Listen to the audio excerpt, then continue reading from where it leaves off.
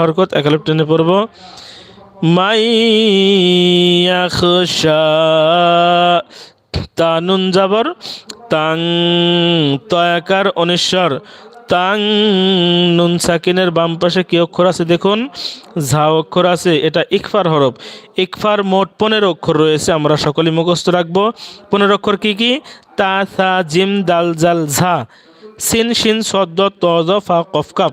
নুন সাকিনের পরে বা তানবিনের পরে যদি এই 15 অক্ষরের যে কোনো অক্ষর পাই তাহলে আমরা অনিশ্বর গুণ্য করে পড়ব। যেমন এখানে নুন সাকিনের পরে ঝাও করে এসেছে, ইকফা গুণ্য হবে অর্থাৎ অনিশ্বর গুণ্য হবে। যেমন তা নুন যাবর তাং, ঝা ইয়াজের, ঝি, জেরের বামে ইয়া সাকিন, মাদের হরফ অর্থাৎ একালিফ মাদ, একালিফ টেনে পড়ব।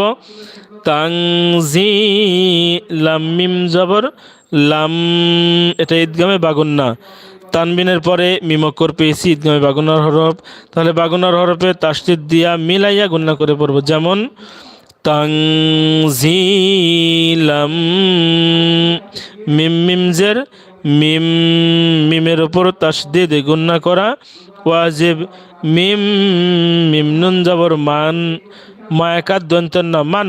এখানে এই নুন সাকিনটা আমরা তাড়াতাড়ি পড়ব অর্থাৎ গুণনা ছাড়া পড়ব।